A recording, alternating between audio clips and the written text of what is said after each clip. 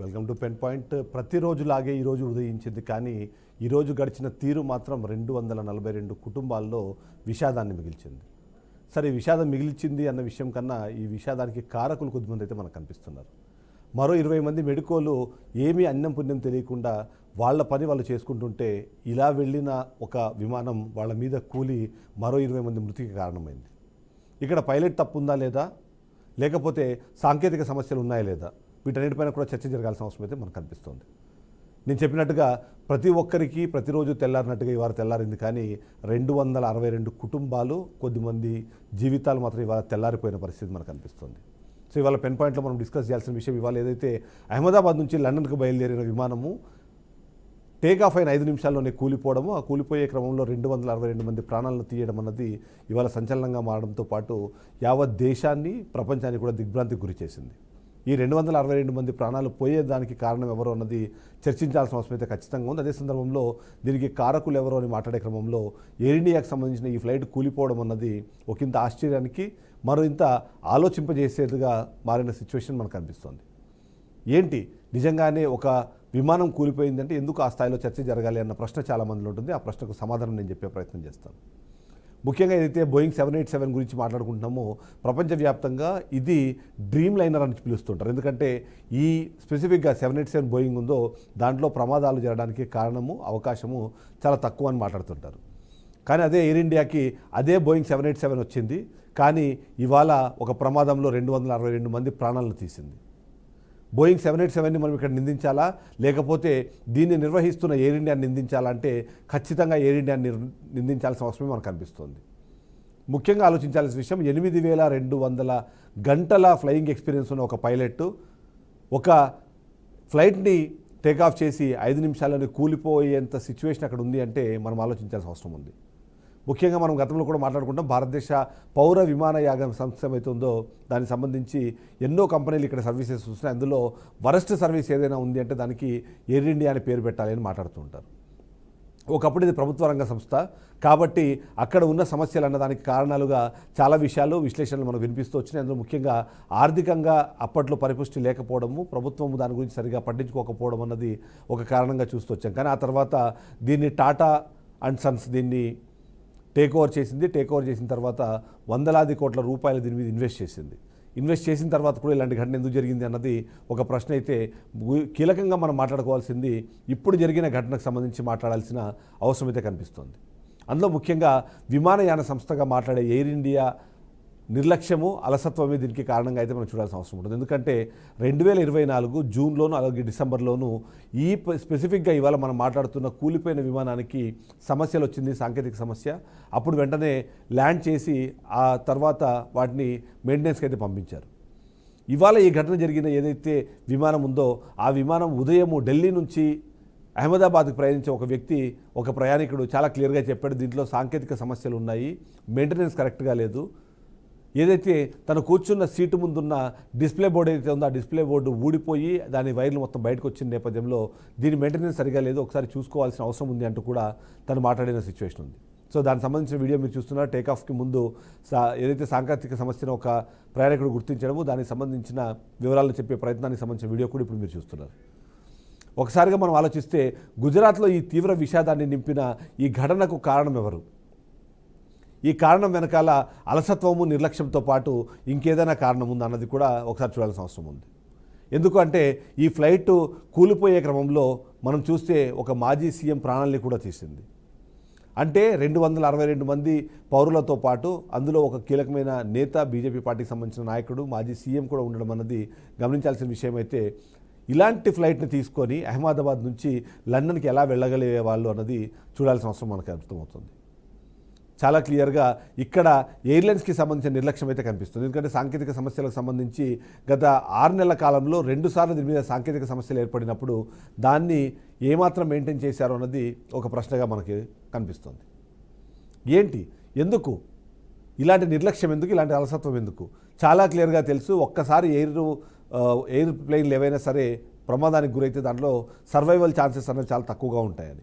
అందులో ఇవాళ సిచ్యువేషన్ మనం చూస్తే 262 మందిలో ఒక 20 మంది మెడికోలు తప్ప 242 మందికి సంబంధించిన శవాలను గుర్తించాలంటే కూడా DNA పరీక్ష చేయాల్సినంత పరిస్థితి అక్కడ ఉంది. అంతేకాకుండా అది జరిగిన ఆ ఘటన జరిగిన సందర్భంలో ఎన్డీఆర్ఎఫ్ కానివ్వండి, అలాగే మిగిలిన వ్యవస్థలన్నీ ఫాస్ట్గా రియాక్ట్ అయ్యాయి. కాబట్టి ఆ హాస్పిటల్కి సంబంధించి ఏదైతే మనం చెప్తున్నామో మెస్లో జరిగిన ఘటనకు సంబంధించిన కొద్దిగా పాటి చావులను కూడా నివారించగలిగారు. లేకపోతే పరిస్థితి ఇంకా ఘోరంగా ఉండేది అని కూడా మాట్లాడుతున్నారు. ఓవైపు మనము ఆకాశం వైపు వెళ్తున్నాము, అంతరిక్షాన్ని దాటుతున్నామని మాట్లాడుతున్నాం. కానీ ఇలాంటి కొన్ని సంస్థలు, ముఖ్యంగా ఎయిర్ ఇండియా ఇప్పుడు తీసుకున్న ఆ నిర్లక్ష్యం ఏదైతే ఉందో అది 262 మంది ప్రాణాలతో పాటు ప్రపంచం ముందు మనల్ని దోషులుగా నిలబెట్టే అవకాశమే మనకు అనిపిస్తుంది. ఎందుకంటే చనిపోయింది కేవలం భారతీయులే కాదు, ఆ భారతీయులతో పాటు అక్కడ బ్రిటన్ సంబంధించిన సిటిజన్స్ ఉన్నారు, కెనేడియన్స్ ఉన్నారు, అంతేకాకుండా పోర్చుగీస్కి సంబంధించిన వాళ్ళు ఉన్నారు. 169 మంది భారతీయులు అయితే మిగిలిన వాళ్ళందరూ కూడా విదేశాలకు సంబంధించిన వ్యక్తులు. వీళ్ళందరి చావుకు కారణంగా ఇవాళ ఎయిర్ ఇండియా నిలబడుతుందా అన్న అనుమానం అయితే చాలామందిలో ఉంది. ముఖ్యంగా కొన్ని అనుమానాలు అయితే అక్కడ వ్యక్తం అవుతున్నాయి.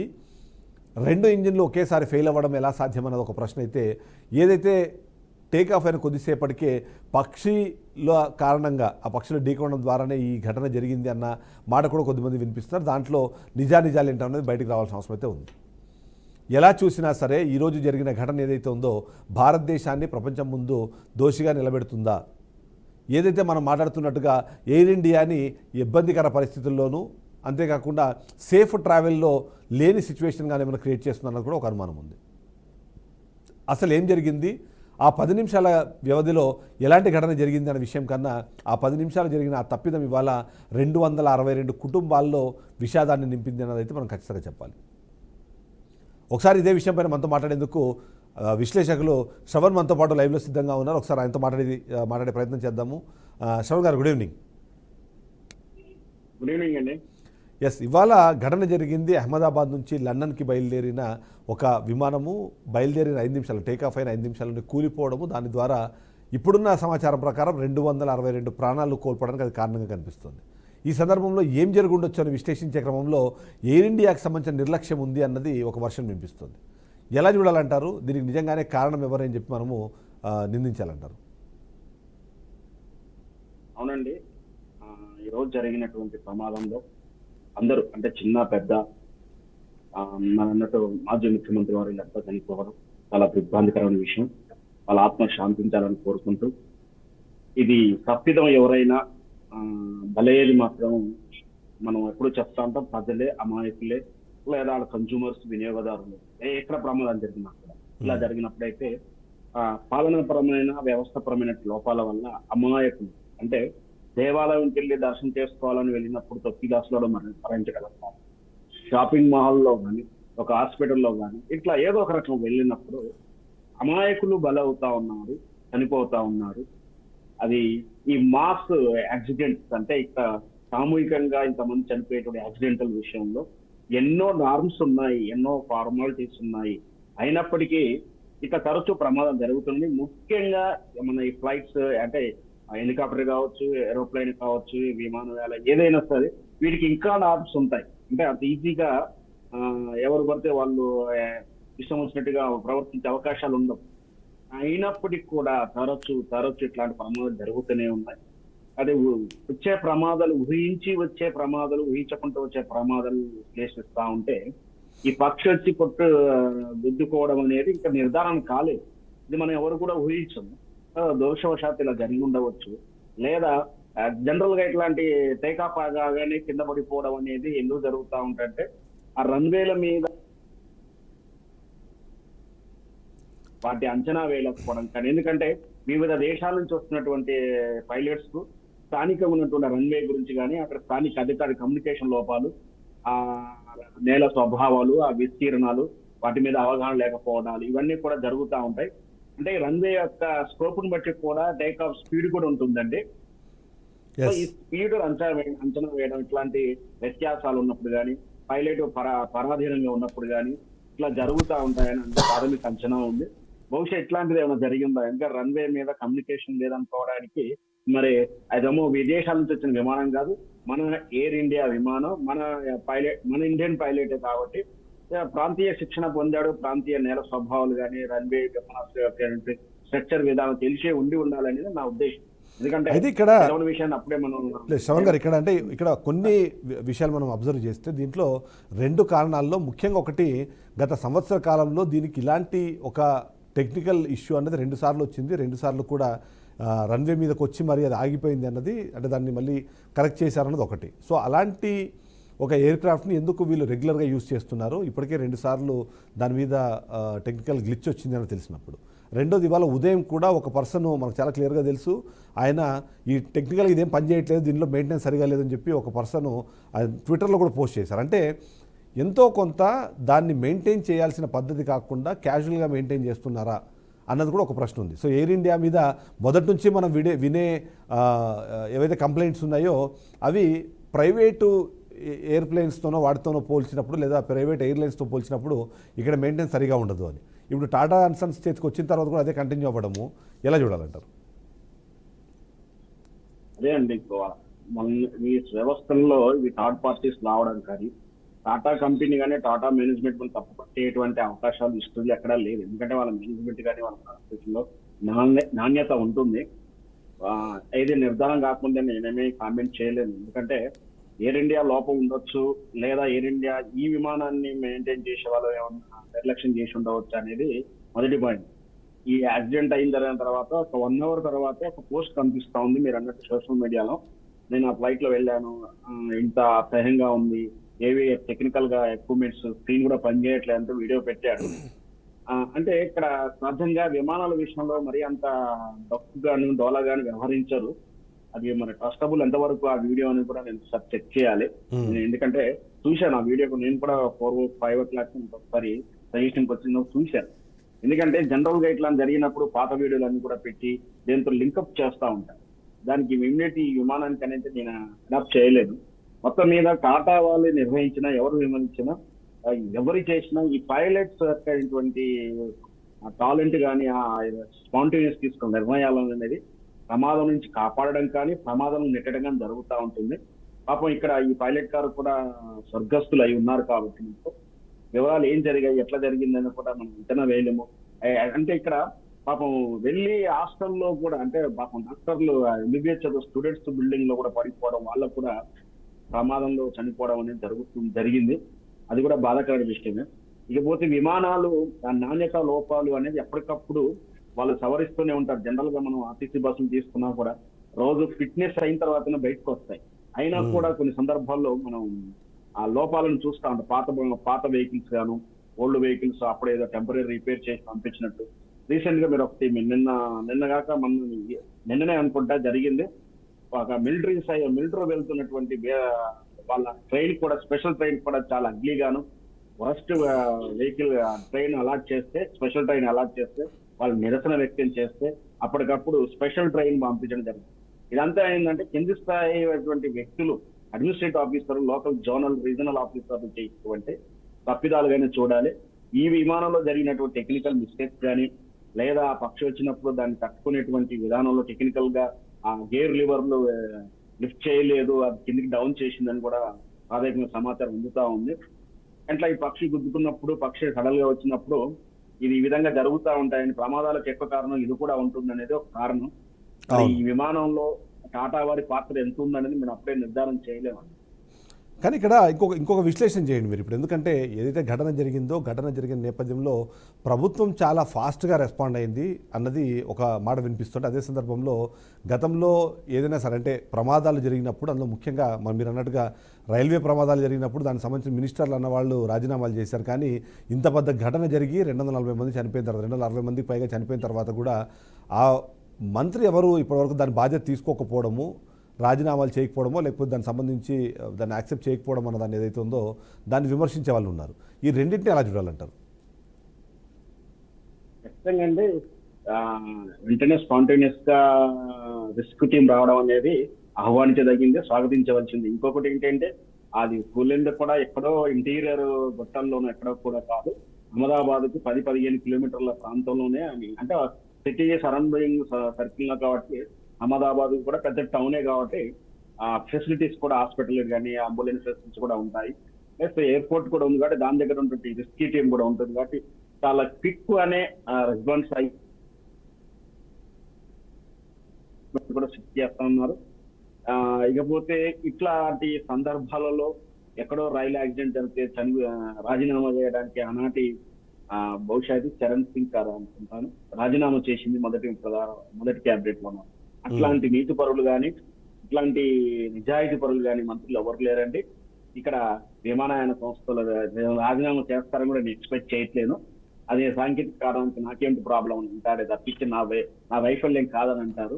అట్లాంటి నిజాయితీ పరులు కానీ అంకిత భావం ఉన్నటువంటి రాజకీయ నాయకులు ఈ తరంలో లేరు. కాబట్టి సహజంగా వ్యక్తిగతంగా వాళ్ళ ప్రమేయం, వాళ్ళ నిర్ణయాలతోటి ఎన్నో ప్రమాదాలు కానీ జరిగినటువంటి సందర్భాల్లో వాళ్ళు తప్పించుకున్నారు రాజీనామాలు చేయకుండా.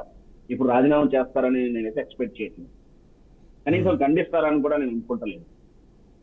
రైట్. ఓన్లీ ఇప్పటికైతే అంటే కేంద్ర ప్రభుత్వం కానివ్వండి, రాష్ట్ర ప్రభుత్వం రెండు హ్యాండ్ ఇన్ హ్యాండ్గా వర్క్ చేస్తున్నాయి. అక్కడ జరిగిన ఘటన కానివ్వండి, లేకపోతే తదనంతరం తీసుకోవాల్సిన చర్యలు ఏవైతే ఉన్నాయో వాటి మీద అయితే ఫాస్ట్గానే రెస్పాండ్ అవుతున్నారు.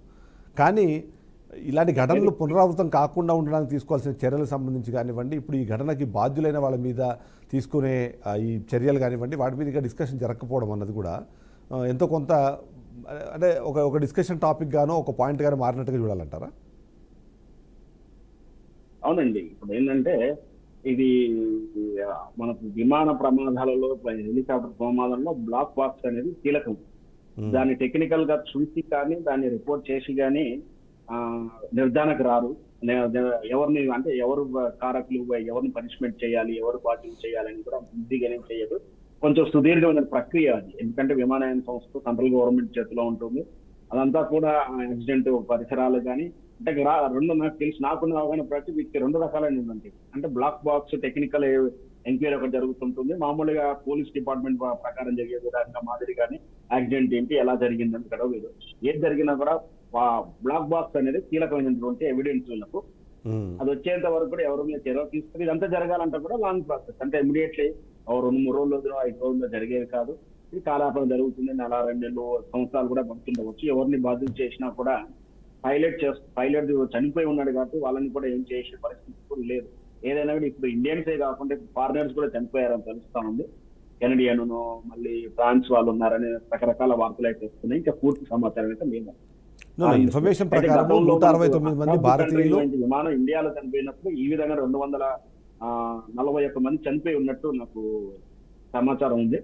మొదటిసారిగా ఇండియన్ విమానంతో అంత అత్యధికంగా మంది చనిపోవడం అనేది మన ఫ్రీడమ్ వచ్చిన తర్వాత జరిగిన ప్రమాదంలో అత్యధిక మంది చనిపోయిన విమాన ఘటన అయితే ఇది ఒకటిగా మనం ఇప్పుడు ఇదొక కీలకమైన పాయింట్. ఎందుకంటే ఒకవేళ నిజంగానే ఆ ఎయిర్ ఇండియా తప్పు చేసి ఈ ప్రమాదం జరిగినా, లేకపోతే అక్కడ అలసత్వమో నిర్లక్ష్యమో కనిపించినా, ఇప్పుడు ప్రపంచవ్యాప్తంగా ఉన్నదంటే 53 మంది బ్రిటన్కి సంబంధించిన వాళ్ళు ఉన్నారు, ఒక కెనేడియన్ ఉన్నారు, ఒక 6 మంది పోర్చుగీస్ వాళ్ళు ఉన్నారు. సో వీళ్ళందరూ కూడా కంపల్సరీ ప్రశ్నిస్తారు.